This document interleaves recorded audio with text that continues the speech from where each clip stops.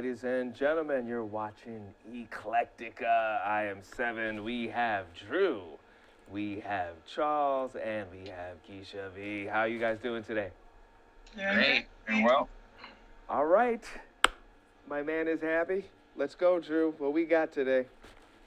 Oh, we got a grip, man. I just really gonna try to pace myself this show because I know I talk too much already, and about what we got today, we can go on for ages. But first and foremost, Daredevil season 2.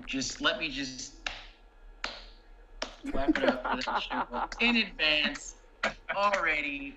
Stellar second season. It was on Netflix. I binge watched it over the course of the weekend with my roommate, and altogether just a great season. Actors did their thing. Plot wise, it was just like untouchable, I feel like, and the way how the pacing went was just amazing. They had so much wrapped in this season, but none of it kind of like fumbled over itself. Nothing really overlapped in a way where it felt sloppy. It was just, out of 13 episodes, they went 4, 4, 4, 4, and it was it was just good. Just good. More than good, great. More than great, excellent. So next. What else you guys got? That's all I gotta say. The gavel went down. No further questions, Your Honor. I do have a question for you, Drew.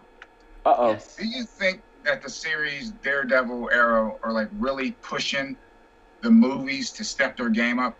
Yes or no? I feel like, yeah. Arrow, I would have said yes 2 seasons ago. But Daredevil, Jessica Jones, Marvel, and Netflix, abso-freaking-lutely. And to another extent, you have like Showtime, like with Penny Dreadful, because that's just stellar storytelling and just film in general.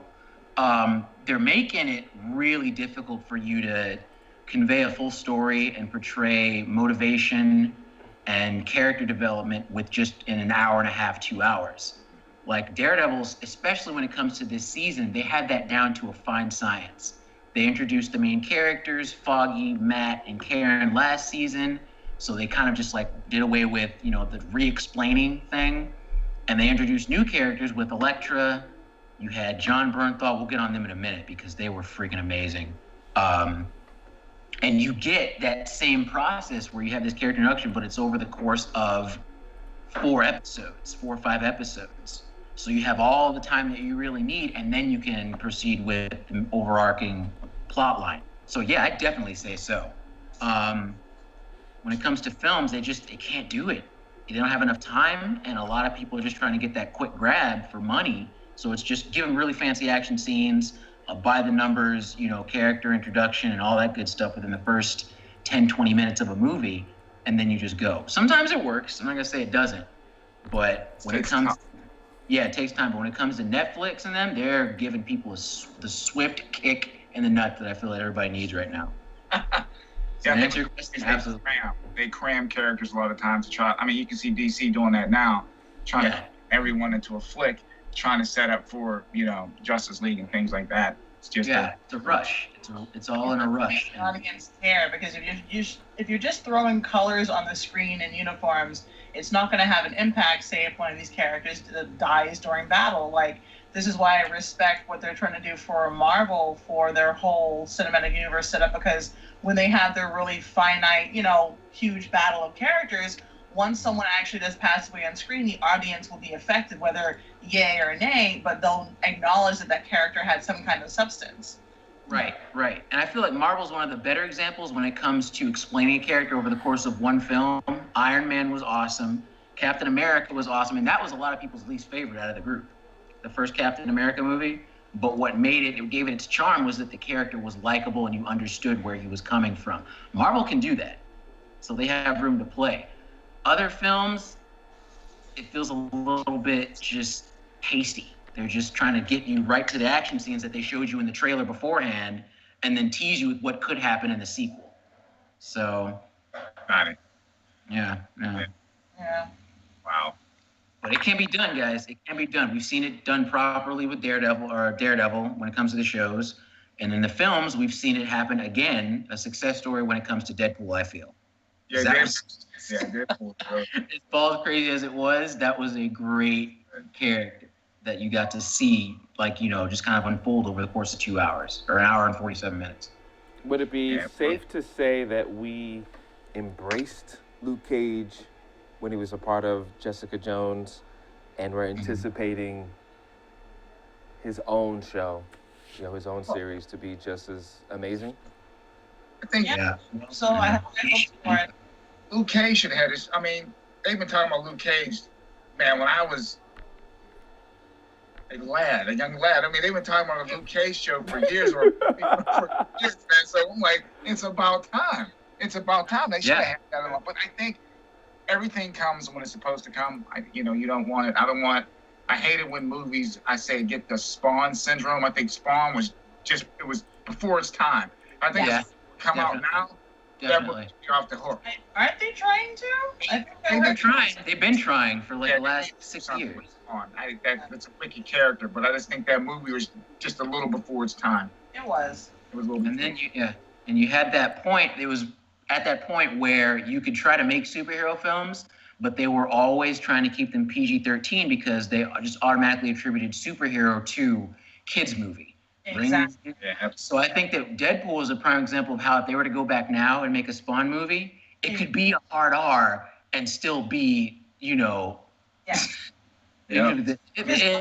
Looking back on it, they never should have bothered with it. Like, I understand the drive for like the Todd McFarlane merchandise and HBO and the animated series, but this is an R-rated character, and just like Deadpool, it's an R-rated character. I mean, even the conceptual design of the character, like everything, they should have just waited. His backstory, you can't tell a PG-13 version of Spawn's story because it's just fundamentally dark and just fundamentally violent. He was like a violent guy in life. He goes to hell. That alone, I'm like, damn, that's not kid-friendly at all. And then he comes back as a hell Spawn who then has to like try to redeem himself as a human being. Yeah. That's not something. Kids. No, it doesn't. Hell no. Doesn't work.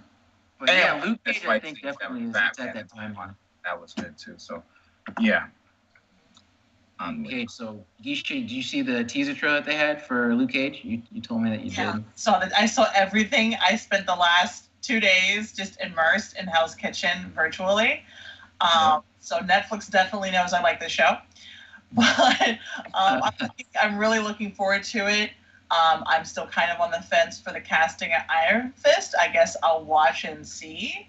But so far, they have been... If I didn't feel great about the casting of one character, the acting and the writing has made up for that. So I'll definitely say that, because I wasn't really big into the actress who plays her, but the writing and everything kept me going along. So I'm still going to watch it. I still enjoy the show. Absolutely. The same thing holds true.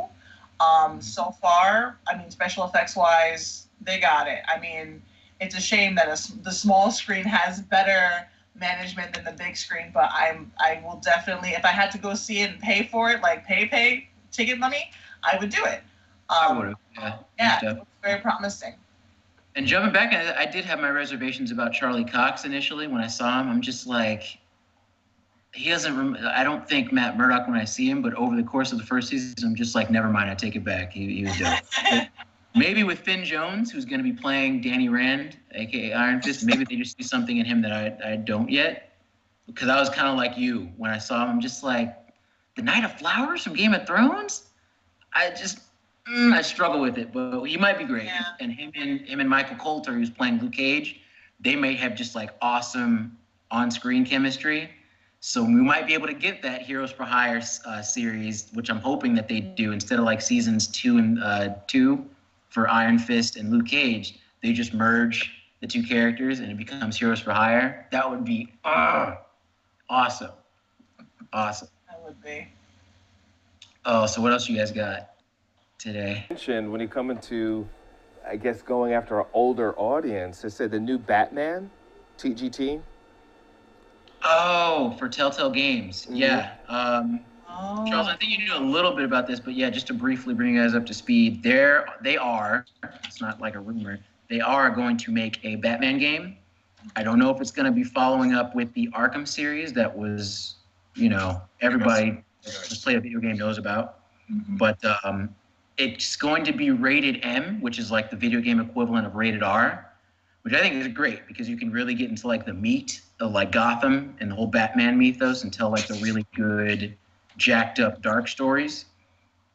I don't think people realize how dark Batman really is. You know what I mean? A lot of people don't understand. Like, yeah, Batman he's not a joke. If you go into those comics, he's a sinister dude, man. It's like no nonsense. And I think with them up in that, mature rating, I think you can really open up the story and you can tell a lot more of it.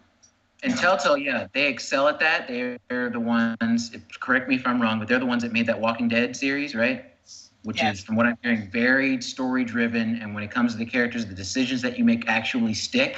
So with a Batman game is just, it almost sounds like a perfect storm on paper. Actually, it's interesting because our mole that has seen the Batman versus Superman, or Superman versus Batman, depending on who you talk to, basically, this Batman, leak, is going to be a darker Batman that we've ever seen before. So it makes but it makes perfect sense that this has to be true, because for them to have a game coming out rated M, it's definitely, there you go. It's definitely going to happen. It fits with what this like rebranding of Batman. But they say that again and again. Christian Bale was supposed to be like this way darker. That's when you had this whole clamor of repeating the words dark and gritty over and over again. Which I hate. For what it's worth. Frank Miller, if they're following that Return of the Dark Knight to Frank Miller. Right. Exactly. He's gritty. Because it was funny we were talking about the casting of Ben Affleck. We were talking about this on my job. People were like, I don't know about Ben Affleck. I was like, no, you have to look at Frank Miller's Batman. And I pulled up some pictures. He's the chunky, gritty. He's like the big meaty dude. The politics. And I said, he could pull that off.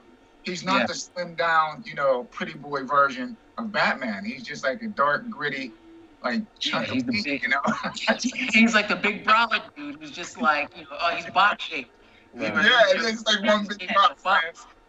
I mean, even though I wasn't totally in love with Christian Bale's Batman, I'd have to say that it was darker. I mean, it was darker than ones before. Look at that Batman and look at the ones previous. That was the darkest one. I think Joker helped balance that darkness out, though, too. I think that whole... Well, Joker made that series. I mean, that kind of took it... The first two Batman were very dark. Tim Burton, his conceptual design for Gotham and all the characters in the story, extremely dark. That's why, they couldn't have him after the second one. They wanted to sell toys, so they couldn't use him for all the other films. They had to end their contract with Tim Burton because he was like, you want me to do this, but I don't care about the Penguin being a squeaky toy. I want to make this story. So that's why they had to use another director for the other films, which sucked in my opinion. Looked like the ice. And the fact that they made. I'm sorry, Charles. Go ahead. They look like the other films look like a Broadway show, like the Ice Capades or something. Man, I was so mad watching those movies.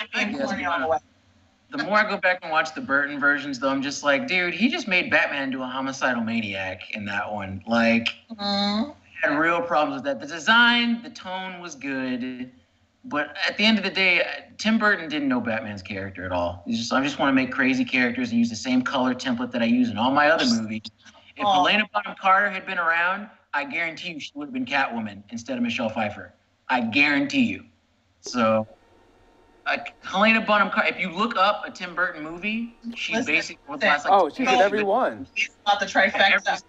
She would have been Catwoman if she that would have been in the film somehow. We could go there, but well, when you're a part of the clique. Batman turn next, you had to go full on swivel out. Yeah, Michael Keaton, who was a great Bruce Wayne, but when it came to Batman, he just stood there and let the bad guys tire themselves out, and then he just gave them one punch, or blew them up, or shot them, or set them on fire, or some non-Batman crap like that. Well, but anyway, people always say, there's those common joke. If you can fit the suits, you can play it, and they've pretty much consistently been.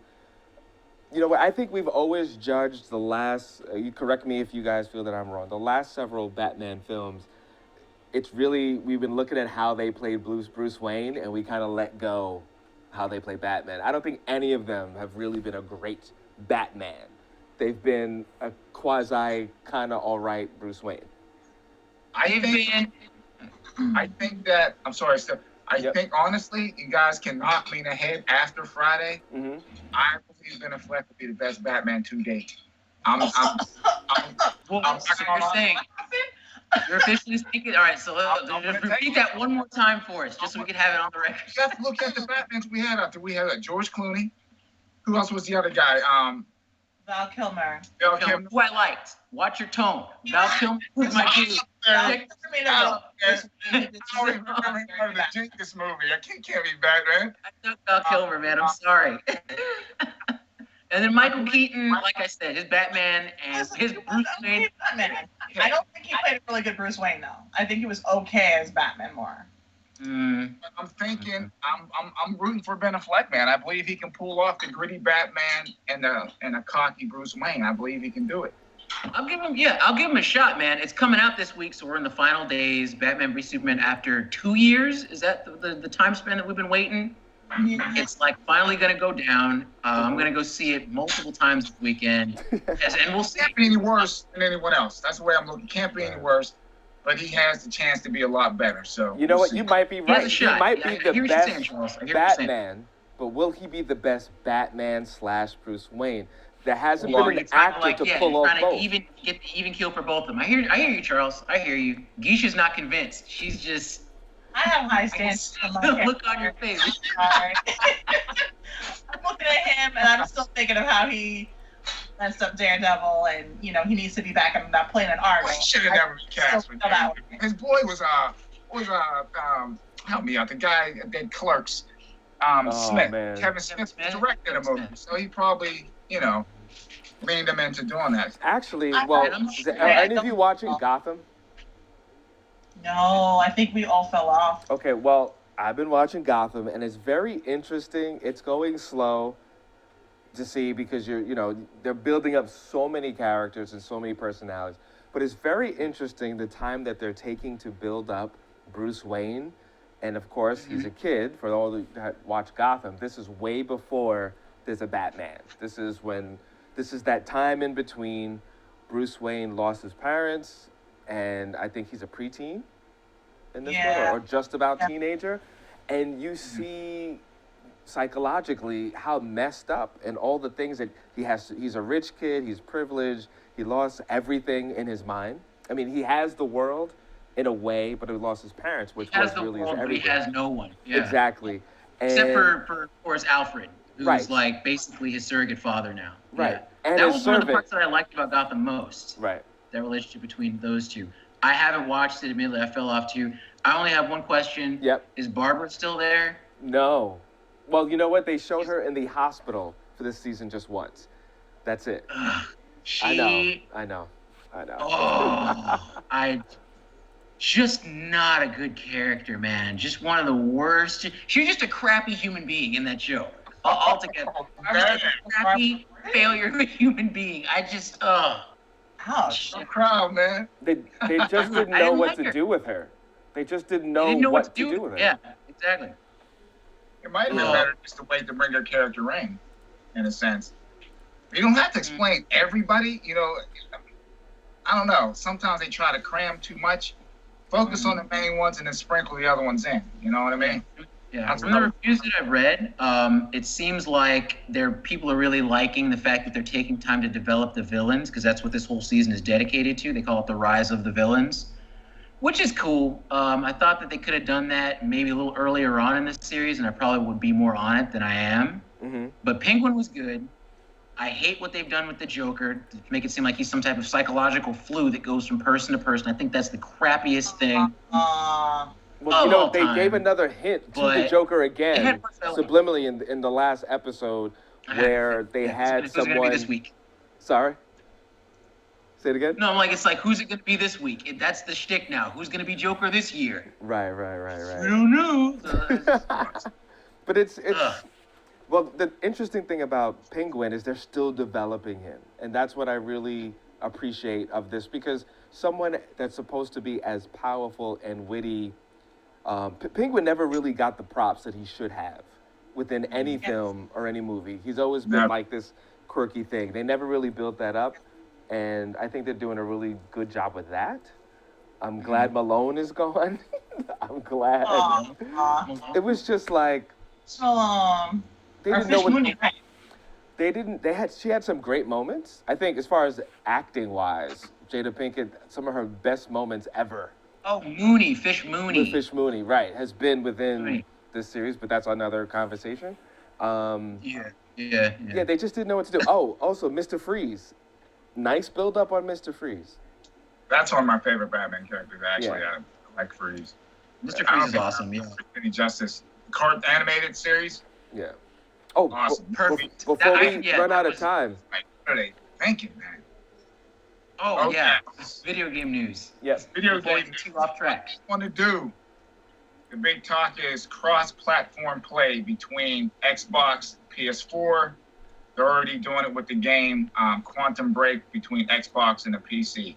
Now, for me, I could understand maybe the PS4 and Xbox One, but as far as PCs, if you're a first-person shooter like I am, I love those games, your advantage is with the PCs. You know, you have the mouse. It's quicker to aim with the mouse. The processing speed on computers, you got these guys building these NASA computers, you know what I mean? And you're stuck with a console that you can't upgrade. Well, they're actually talking about they want to be able to upgrade the next Xbox. They want to make it upgradable.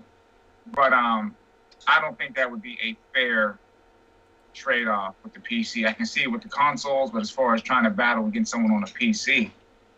Now, when they said the Xbox, they were talking about as far as making it upgradable, now that can work two ways. It can be good or it can be bad. Now, if technology, moves very fast, and if they want you upgrading that thing every couple months, instead of you paying $400 for a console, I think it might come out to $1,000 depending on what they want you to upgrade. Graphics card, processors, and every other darn thing. They could be seeing it as a money-making scheme more so than, hey, let's look out for the consumer so they don't have to go and buy a new machine. It's like Vegas, the house always wins. So depending on how they look at it, it can be a good thing or it can be a bad thing as far as having consoles being upgraded. But Well, it I don't opens know. the door to hacks. Now we could. they're come up- gonna hack the heck out of that thing. Yeah. They would hack the heck out. I mean, they do now. They mod those Xboxes and PS4s. So I don't know. I don't know. That's It could very easily teeter into that. I could see, because if you're having to upgrade your stuff just to keep in line with the PC kids, it's like, I gotta upgrade this video card. Oh my god, I gotta get this. Oh my god, I gotta get that. You're shelling out $1,500. Like, Yeah, that's what I'm saying, man. It can be very expensive. And the other person has a very crappy connection. I mean, just based off like basics, you're gonna lose your match because you cannot move as fast as the other person just because your hardware won't allow you to. Yeah, so if right. you open the door for that, then it's gonna be a pay-to-win type situation, really. Because if you don't have the faster system, then you're not gonna be able to win. Yeah, you can't render the graphics or anything. So it's. I don't know, man. I don't think that's. I'd say in this play, I guess I'll be like a separatist on this one. Keep them separate, just because I do not feel like if I go online and I'm playing on PS, I don't want to just consistently be getting the crap knocked out of me because I didn't feel like spending an extra $1,000 to be like on par with what other people are doing. Sometimes I just want to enjoy the game. Exactly. So competition is fine, but I'm not going to fall into that whole trap of, hey, you want to really be able to play the game to its full capacity and not be embarrassed every time you try to do this, that, and the third on it. Just no, I'm not doing it. Because if that's the case, then we should just all do PC and forget consoles completely because PCs are better and easier to upgrade and more economical in that mark. I completely disagree with that, but okay. I'm gonna get to a point, man. I'll have a yard sale. You know what that means? I'll take everything and throw it outside because it's just I'm not gonna be shelling out money every few months for little knickknacks to upgrade my console. Yard sale time. Yeah. Yeah. So, anything else before we get out of here today? It's Batman this week, everybody. Like that. Actually was a very positive thing that had happened earlier this month. And in light of all the political stuff going on with like the Syrian refugees, apparently Furries, who I do put into the cosplayer community situation, they actually had a positive effect on some of the refugees that were in Canada. Apparently, they were staying at the refugees were staying at a hotel in Vancouver, Canada, and at the same time there was Van Con Fur, which was the furry convention. And for people who are not familiar with furries, they are the folks who dress up in what looks like the mascot costumes, the really heavy-duty, fluffy, furry ones. So everybody kind of was at this hotel together, and the kids met the furries, and everything was really cool. It was kind of like a little carnival for everyone. The kids really enjoyed meeting the new people, and the furry folk, they enjoyed being entertainers for that weekend. So it was a nice meeting of cultures for those people, both family and for the children as well. So yay for cosplayers making it. Positive feedback. That's awesome. Yes, I know, right? I love stuff like this. So, yeah. Only thing I was gonna bring up last minute was I know that the Flash, Arrow, and now Legends of Tomorrow, they're all on break right now. I finally did catch up to those other 2 episodes that I was missing. The one where they go to the 1950s, it was tamer than I thought it would be. Like Jax's whole thing when the cafe was really cool, where he goes up to the little girl, she's like the white girl sitting at the counter, and he starts talking to her. And when he gets up and moves, everybody's like, because he's sitting at the thing. That was cool, but that was relatively tame. The one that I thought was actually really interesting was when I didn't know that Ray Palmer and the girl that plays Kendra, Hot Girl, they're like posing as a married couple. And then you have that douchey realtor lady who's like, oh yeah, we have actually also an attic for the live-in help. And he's like, oh no, that's not my maid, she's my wife. And then she looks at her all funny. He's like, oh, I think I have another spot for you guys in a different town. That's like, I'm like, wow. That was the moment where I'm just like, this episode kind of went someplace, which was a bit interesting. And then you have like the whole thing with White Canary, with the nurse. It felt a little sketchy at times because like she just so happened to find the one lesbian nurse at the hospital and then had a liking to her. It was a little convenient, but that was still good. It had something culturally, I think, relevant when it came to that. And then you even had Dr. Stein's whole thing because he's all caught up in the nostalgia of it all. Isn't this great, guys? I used to have a bike just like that. And it's like, yeah, I'm sure this was great if you were a straight white male. Like, I guess, when they're at the bar, yeah. Some really cool stuff that they pulled off. And the whole episode was just kind of like a shout out to the old, 60s horror films and stuff. So that was good. I definitely like where they're going with it. It's my favorite show of the batch right now. So that's all I got for that. And we'll find it when it comes back. Okay. Yeah, Legends tomorrow. Yep. There we go. Definitely. All right, please check us out. We have off next week, so please check all our old episodes, and then the following week we'll come back, and that'll be awesome. So thank you, We'll have our Charles. verdict on Batman v Superman. Yes, I said thank you, Charles. Yeah, we'll have our verdict on Batman v Thank you very Superman. much. It was a pleasure. Thank you, Geisha. Thank you, Drew. And yes, we will review. Are you guys? You think you'll be able to see Batman versus Superman within the next 2 weeks? If it's I bad, know. it's coming on the More show. than once. Sure, give me hell. Yeah, well, go ahead. I'll do Guys are making up the calls, man. Have a good night, folks. All right. Oh boy.